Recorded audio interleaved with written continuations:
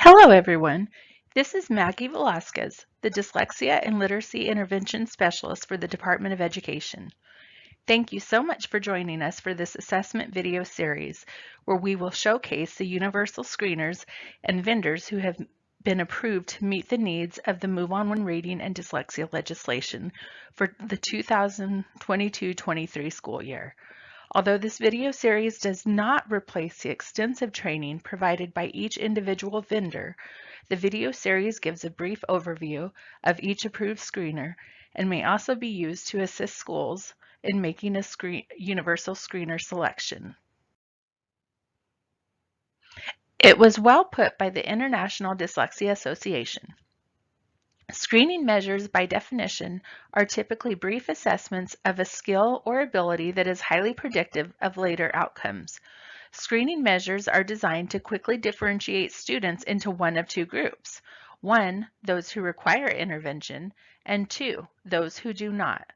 A screening measure needs to focus on a specific skill that are highly correlated with broader measures of reading achievement, resulting in highly accurate sorting of students.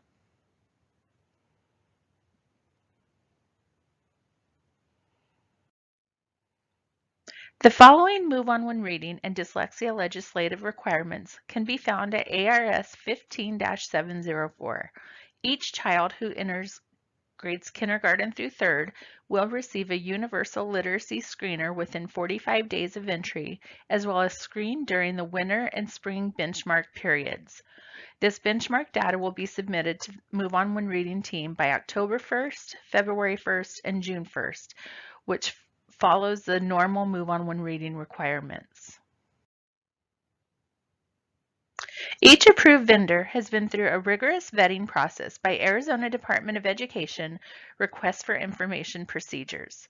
Each vendor provided extensive and technical information to make sure their products met the requirements. The submeasures here are broken down by grade level. You will hear directly from the vendors how their assessment tool measures each of these indicators. Universal screening tools should be administered by individuals who have taken the minimum training deemed appropriate by the vendor. All assessors should also follow the vendor's specific guidelines and recommendations for valid implementation. It takes deliberate and additional training to accurately interpret and analyze screening data. It is important to remember that screening alone does not diagnose dyslexia. Richard Selznick best reminds us, dyslexia screening is a tool for identifying children who are at risk for this learning disorder. This means screening does not diagnose dyslexia, rather it identifies predictor variables that raise red flags so parents and teachers can intervene early and effectively. Universal screening of all students is an important first step.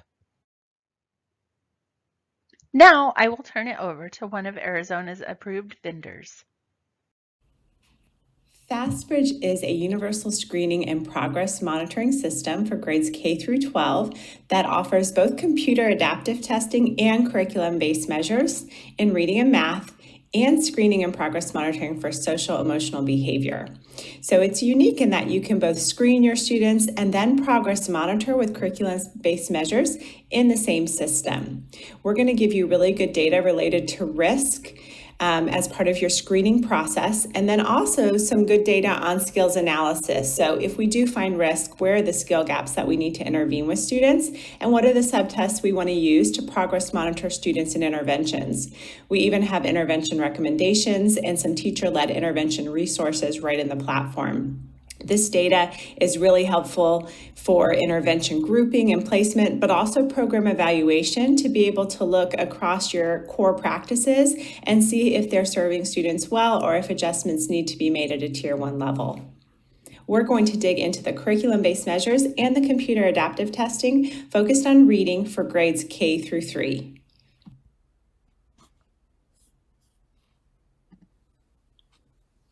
Our curriculum-based measurement tools can be used for both screening and progress monitoring. These are available for early reading, K1, as well as reading grades 2 through 3. These are the most current CBM tools available and are designed to be brief and efficient, as well as highly sensitive to change and growth. They are reliable and valid and can be delivered online or paper pencil.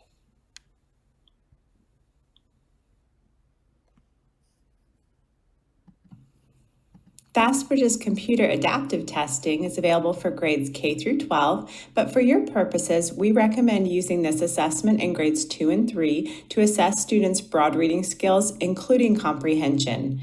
This assessment is administered on the computer in a group setting and typically takes roughly 15 to 30 minutes to administer. Students respond to an item, and then the assessment will level up or down depending on if they answer correctly or incorrectly and pinpoint the student's level of performance. Again, this is going to give you good data on students' broad reading skills and for the purposes of your state requirements, reporting on comprehension. You're going to get both criterion and norm reference data from this assessment. The FastBridge Early Reading Suite assesses the skills identified by the Arizona Department of Education. Phonological awareness is assessed via concepts of print and onset sounds. You can see exactly how these skills are measured in the table. Phonemic awareness is measured using the onset sounds or word segmenting subtest. Rapid naming is addressed via our letter names subtest. Phonics is assessed via letter sounds, decodable words, nonsense words, sentence reading, and CBM reading.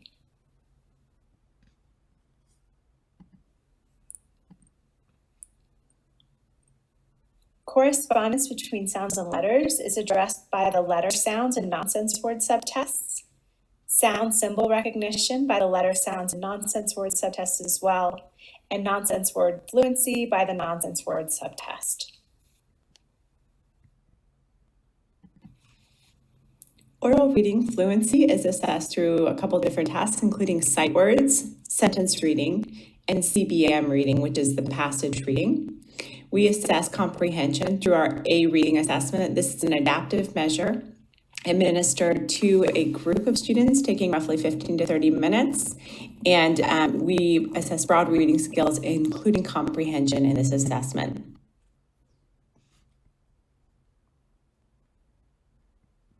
To administer the curriculum-based measures, such as oral reading fluency or the subtest for early reading, the teacher will have the printed materials available for the student to read from. So those might be passages, they might be a list of letters or words. And the teacher will typically have that paper in front of the student. The student will be reading from that paper while the teacher is capturing that data online in the FastBridge system. Any errors that are made can be noted there. They can be categorized. Notes can be documented as well. And after that data is collected, the system will automatically calculate things like rate and accuracy. We also would have the computer adaptive portion of the assessment. This is completed on the computer, typically administered to a group of students, each with their own devices and headphones. And this takes roughly 15 to 30 minutes for them to complete. They log in, answer the questions, follow the prompts, and then complete their assessment.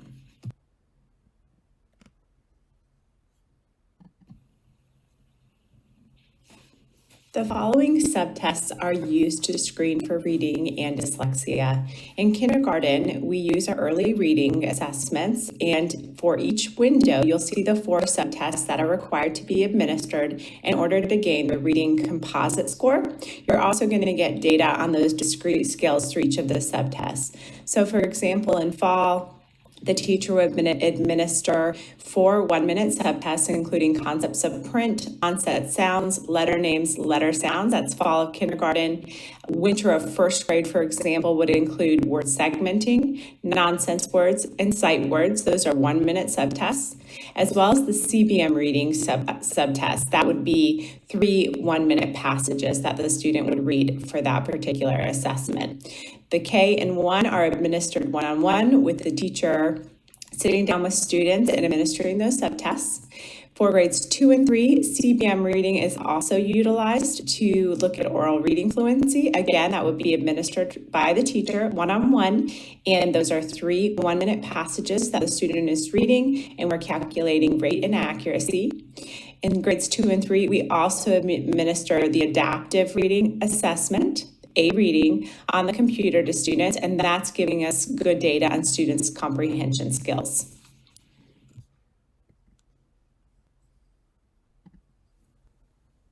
Here are some examples of what materials look like for kindergarten assessments. And again, these would be printed out and placed in front of the student for screening purposes.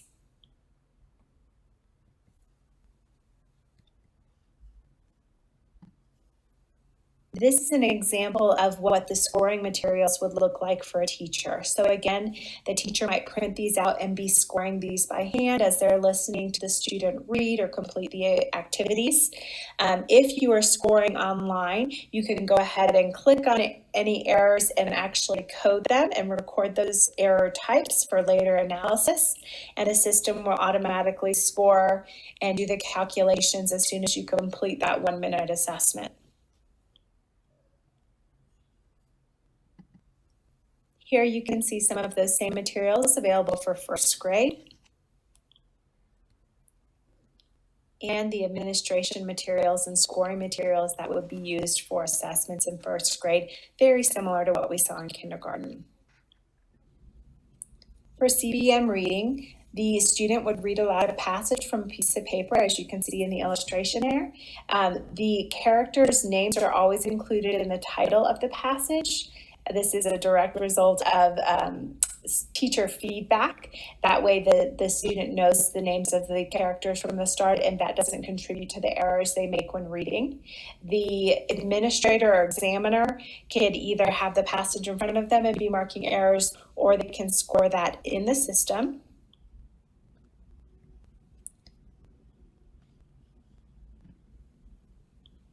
If the teacher chooses to score CBM reading in the system, they're going to have all the information they need on the screen in front of them, including what to say to the student, how to score the passage as the student is reading, and then they're able to directly mark on the screen word errors and code those as the error types for further analysis. And they're also able to make any notes. Once that 1 minute is up, the rate, the accuracy, all that good information is going to be calculated automatically.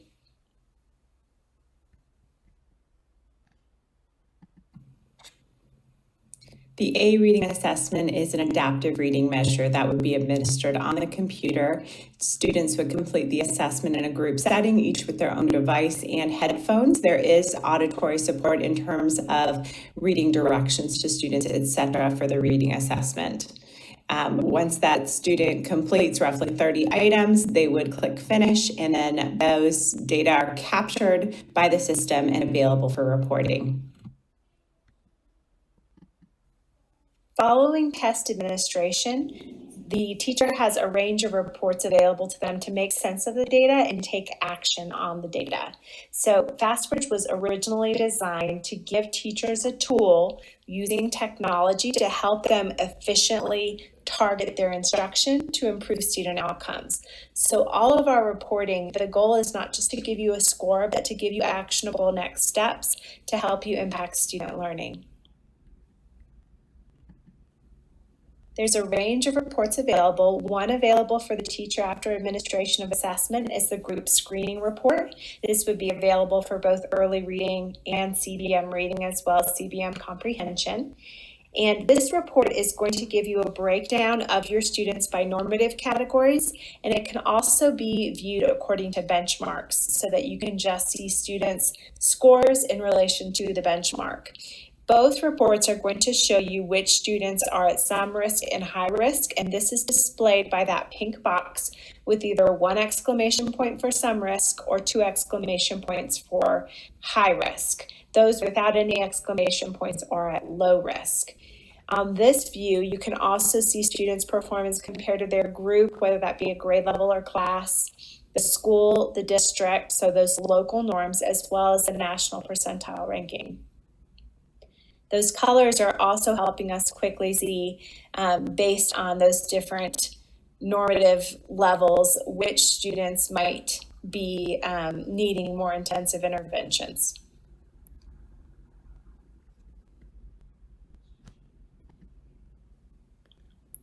The group screening report for the CBM reading measure looks very similar, indicating students' level of risk, their score, their national percentile rank, as well as their percentile rank based on local norms.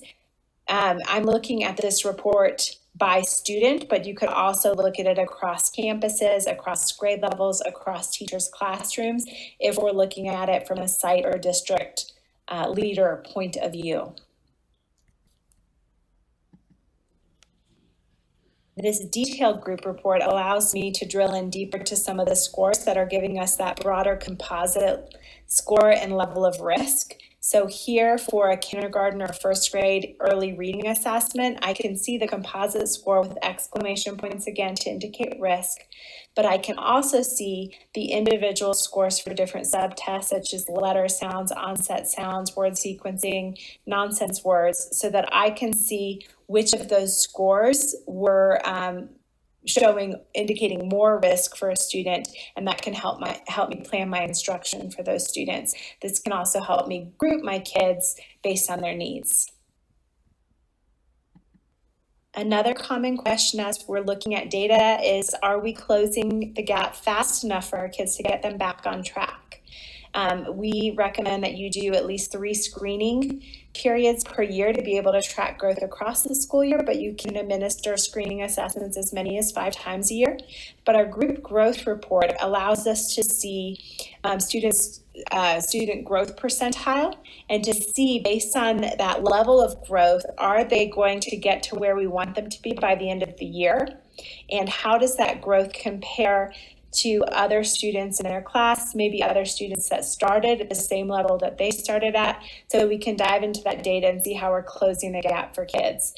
This is reporting on individual students here in this example, but again, we can look at it from a site or district level to see how our growth looks at different campuses, at different grade levels, and different classrooms. You may have questions about how we determine our benchmarks, what the percentile ranks are for students that are considered high risk versus some are low risk. So all that information is spelled out here, and we've also included links to the benchmark tables for both our early reading assessments as well as our CBM benchmarks. We have a number of reports available to look at the skills for individual students. One example is our individual skills report. So when students complete an assessment, we can see how they did on those individual subtests, which skills they had and which skills they struggled on. And this will give us a good indication of where students currently are and where we can take them next in instruction. The individual benchmark report lets us see a single student's learning trajectory over time to see how they're gaining skills year over year and whether that learning rate is putting them at risk or not. So we can use this information to determine long-term how are we meeting that student's needs and how are our programs serving that student and what kind of support they might need in the upcoming school year.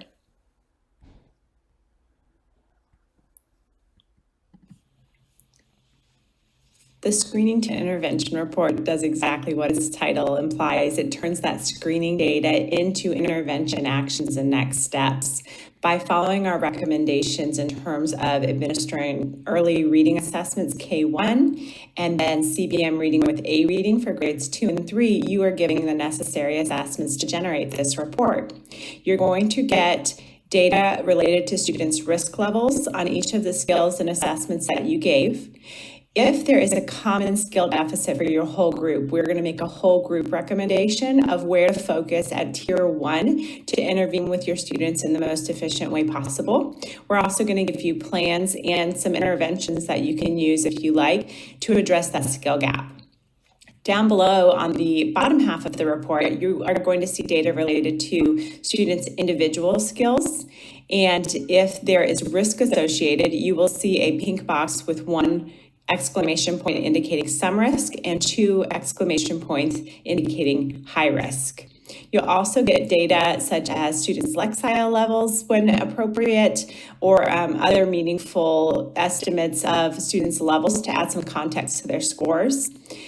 Following to the bottom right of the report, you will see recommended plans for intervention if a student does have areas of risk. You can click in to see where to focus, how much time, intensity, duration we need to plan for when delivering this intervention to the students. You'll also see intervention resources there. Those can be FastBridge interventions, or if you have interventions in place at your district, you can identify those as part of your FastBridge setup so that those could appear in the report as well.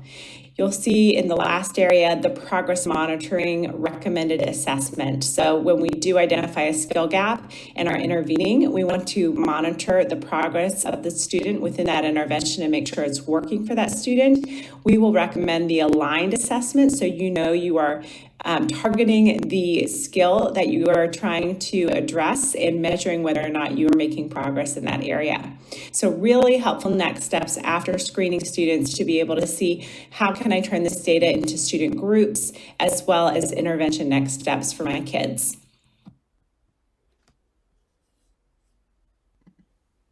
Communicating with families and parents and other stakeholders is really important as well. So FastBridge provides a report both in English and Spanish to parents, letting them know where their students currently performing, if they're on track based on the different assessments that we've used. What does their growth look like over time and their learning look like over time over multiple years? How does their learning and their performance compare to other students in the nation or in the district? So all that information is included and summarized here in the family report.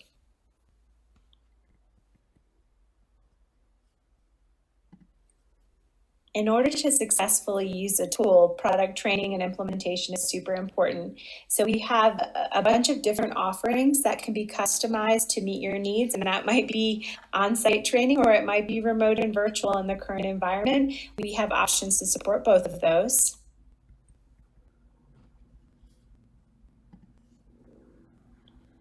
So the different options you have available include train the trainer model. So we might go ahead and schedule a FAST Essentials training with those key leaders and trainers in your district that are going to roll this out to your end users. We give them really in-depth training customized onto your unique implementation. So in this case, it might be K3 screening for both at risk for reading as well as dyslexia.